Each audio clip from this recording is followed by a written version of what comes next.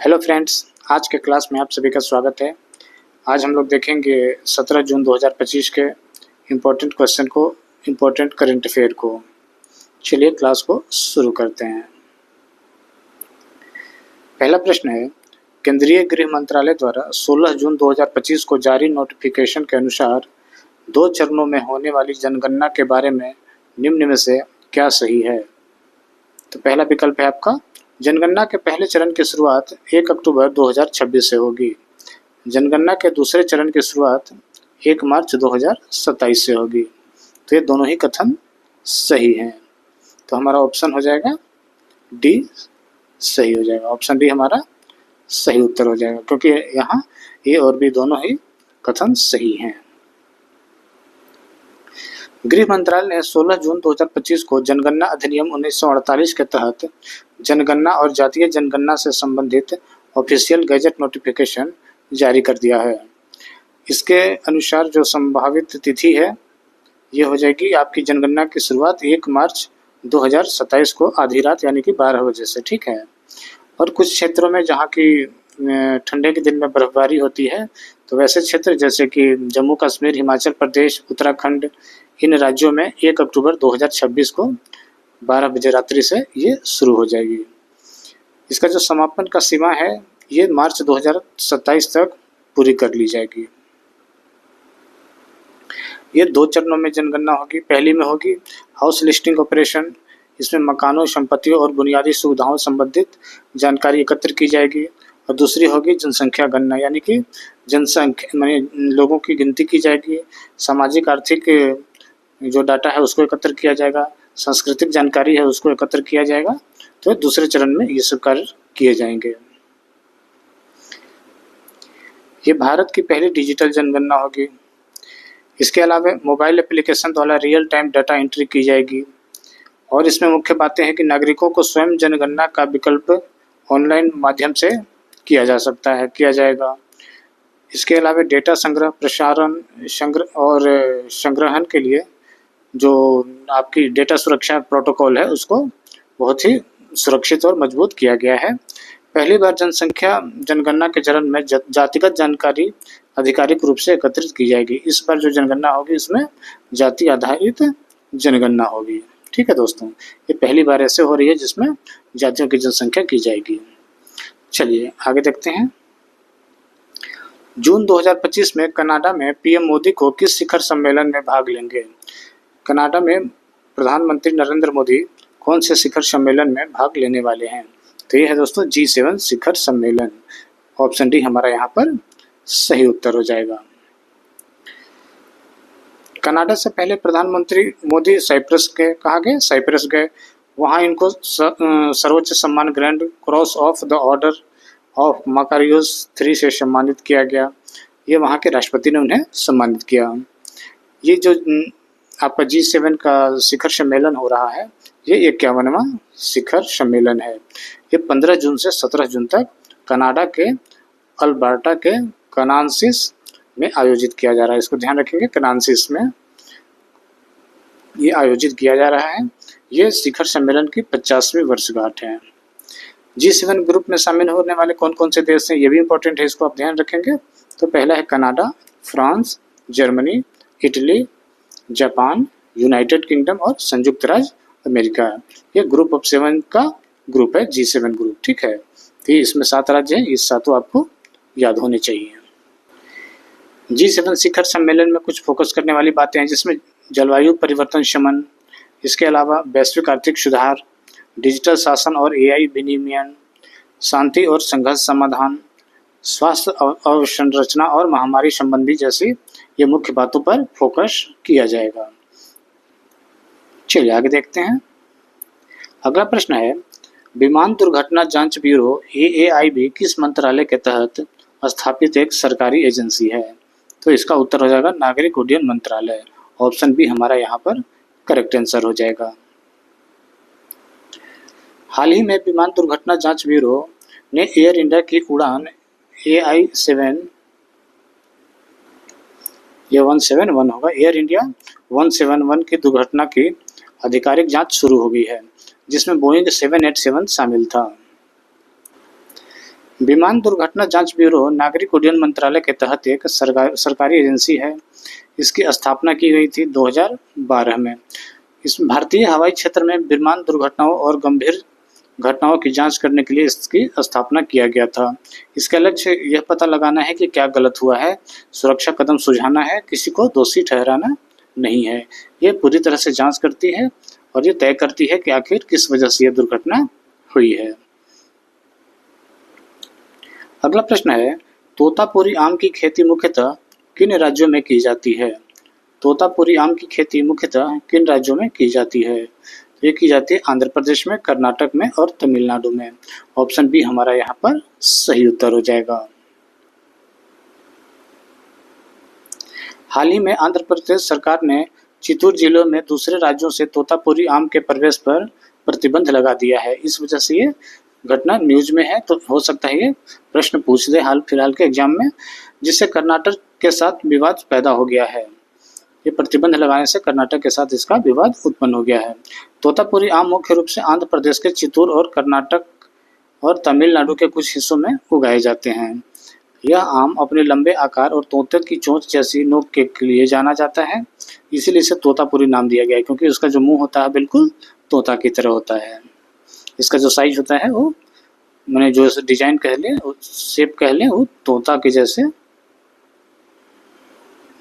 जो भी हो, इस तरह नुकीला होता है तोता के जैसा, इसलिए इसका नाम रखा गया है तोतापुरी। अगला प्रश्न है, राफेल फाइटर जेट बनाने वाली किस कंपनी के सीईओ एरिक ट्रैपियर ने ऑपरेशन सिंदूर के दौरान भारतीय सेना के 3 राफेल जेट विमानों को मार गिराने के पाकिस्तान के दावों को खारिज कर दिया है? तो इसका उत्तर हो जाएगा दरसो एविएशन। यही जो कंपनी है वो राफेल बनाती है। तो ऑपरेशन सिंदूर के दौरान पाकिस्तान का दावा किया गया था कि उन्होंने भारत के 3 राफेल जेट विमानों को गिरा दिया है, जो कि इसकी कोई पुष्टि हो नहीं पाई है। तो ये इनका झूठा प्रोपेगेंडा फैलाया गया है। तो इसका हाल फिलहाल में राफेल कंपनी बनाने वाले सीईओ एरिक ट्रैपियर ने इसको खारिज किया है कि ऐसा नहीं हुआ है। पाकिस्तान ने दावा किया था कि उसने भारत के ऑपरेशन सिंदूर अभियान के दौरान 3 राफेल लड़ाकू विमानों समेत 5 भारतीय जेट को मार गिराया है, लेकिन अभी तक इसका कोई आधिकारिक प्रमाण नहीं दिया है। इसका कोई सबूत भी अभी तक नहीं मिला है, तो बिल्कुल से ये बेबुनियाद है। चलिए आगे देखते हैं। अगला प्रश्न है, हाल ही में वित्तीय स्थिरता और विकास परिषद की 29वीं बैठक कहाँ आयोजित की गई थी? ये किया गया था मुंबई में। ऑप्शन बी हमारा यहाँ पर सही उत्तर हो जाएगा।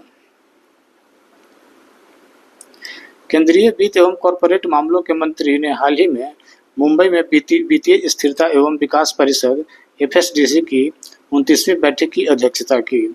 FSDC की जो स्थापना हुआ था यह 2010 में हुआ था। यह वित्तीय स्थिरता और अंतर नियामक समन्वय को बढ़ाने के उद्देश्य से एक उच्च स्तरीय मंच के रूप में कार्य करता है। यह एक वैधानिक निकाय नहीं है, यह भी आपको ध्यान रखना है।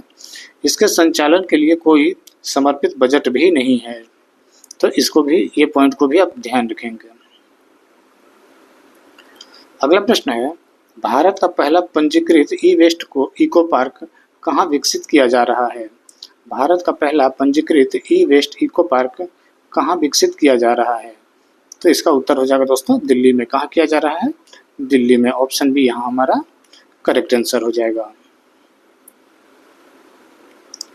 दिल्ली सरकार ने उत्तर पश्चिम दिल्ली के होलंबी कला में भारत का पहला ई-वेस्ट इको पार्क विकसित करने का योजना की घोषणा की है। यह पार्क 11.4 एकड़ क्षेत्र में फैला हुआ है और इसकी ज्वालामुखीय क्षमता 51,000 मेगाटन ई कचरे की होगी। यह पहला सस्ता विकास और सर्कुलर इकोनॉमी की दिशा में एक बहुत ही महत्वपूर्ण कदम है। तो आपको ध्यान रखना है कि ये कहाँ किया जा रहा है? दिल्ली में किया जा रहा है और इसकी क्षमता कितनी होगी? तो ये 51,000 मेगाटन। ये पॉइंट भी आपको याद रखने हैं। अगला प्रश्न है, हाल ही में किस बॉलीवुड अभिनेत्री को ग्लोबल टूरिज्म एम्बेसडर नियुक्त किया गया है? तो इसका उत्तर हो जाएगा कैटरीना कैफ। ऑप्शन सी हमारा करेक्ट आंसर हो जाएगा। जून 2025 में marketing and public relation theatre ने बॉलीवुड एक्ट्रेस कैटरीना कैफ को ग्लोबल टूर में एम्बेसडर नियुक्त किया गया है। इस भारतीय घोषणा में प्रधानमंत्री नरेंद्र मोदी की यात्रा से ठीक पहले होने की बात कही गई है, जिससे दोनों देशों के बीच पर्यटन और सांस्कृतिक कार्यक्रमों को बढ़ावा मिलने की उम्मीद है। तो आपको ध्यान रखना है किसे चुना गया है, तो ये कैटरीना कैफ को चुना गया है। Marketing and public relation theatre ने बॉलीवुड एक्ट्रेस कैटरीना कैफ को ग्लोबल टूर एम्बेसडर नियुक्त किया है। तो आपको ध्यान रखना है ग्लोबल टूर एम्बेसडर किससे नियुक्त किया गया है, एक्ट्रेस कैटरीना कैफ। अगला प्रश्न है, हाल ही में भारतीय तटरक्षक बल ने कहां अब तटीय सुरक्षा समन्वय समिति की 137वीं बैठक की अध्यक्षता की है? तो इसका उत्तर हो जाएगा मुंबई में। कहाँ किया गया है? मुंबई में। ऑप्शन ए यहाँ पर करेक्ट आंसर है। हाल ही में भारतीय तटरक्षक बल ने नई दिल्ली में अब तटीय सुरक्षा समन्वय समिति की 137वीं बैठक की अध्यक्षता की है। इसका गठन जो किया गया था 1978 में किया गया था। अब तटीय सुरक्षा व्यवस्था के प्रभावी संचालन को सुनिश्चित करने के लिए इसका गठन किया गया था। क्यों किया गया था? अब तटीय सुरक्षा व्यवस्था के प्रभावी संचालन को सुनिश्चित करने के लिए। इसका गठन अब तटीय सुरक्षा व्यवस्था के सुचारू और कुशल संचालन को सुनिश्चित करने तथा शांति काल में अब तटीय प्रतिष्ठानों के लिए आतंकवाद और तोड़फोड़ जैसे खतरों की पहचान करने के लिए इसका गठन किया गया था। तो ये सारे पॉइंट्स इंपॉर्टेंट है, इसको आप लोग जरूर एक बार ध्यान से देखा कीजिए जब भी मैं बताऊं। और इसके पीडीएफ अगर आपको चाहिए तो हमारा टेलीग्राम चैनल जरूर ज्वाइन कर लीजिए, एलबी पाठशाला के नाम से है। ठीक है दोस्तों, तो जो भी रोज का करंट अफेयर आता है उसका पीडीएफ आपको टेलीग्राम पर अपलोड कर दिया जाता है। हाल ही में किस राज्य सरकार ने पारिवारिक लाभ योजना का डिजिटलीकरण किया है? तो इसका उत्तर हो जाएगा दोस्तों उत्तर प्रदेश। ऑप्शन बी यहाँ पर हमारा करेक्ट आंसर है। उत्तर प्रदेश सरकार ने राष्ट्रीय पारिवारिक लाभ योजना को डिजिटलाइज कर दिया है, जिससे गरीब परिवारों को त्वरित, पारदर्शी और प्रभावी वित्तीय सहायता मिल सके। इस योजना के तहत यदि परिवार का वार्षिक आय शहरी क्षेत्रों में 56,460 और ग्रामीण इलाकों में 46,480 से कम है तो मृतक कमाऊ सदस्य के आश्रित को 30,000 रुपये की सहायता राशि सीधे आधार से जुड़े खाते PMFS के माध्यम से दी जाएगी। तो आज का क्लास यहीं समाप्त हुआ। अगर आपको क्लासेस अच्छा लग रहा हो तो इसको लाइक ज़रूर करेंगे, दोस्तों के साथ शेयर भी कर सकते हैं और सब्सक्राइब करना बिल्कुल ना भूलें। अगर आप पहली बार हमारे क्लासेस को देख रहे हैं और आपको हमारे क्लासेस के पीडीएफ चाहिए तो हमारे टेलीग्राम चैनल को ज्वाइन कर लीजिएगा। ठीक है दोस्तों, चलिए आज के क्लास को यहीं समाप्त करते हैं। जय हिंद, जय भारत।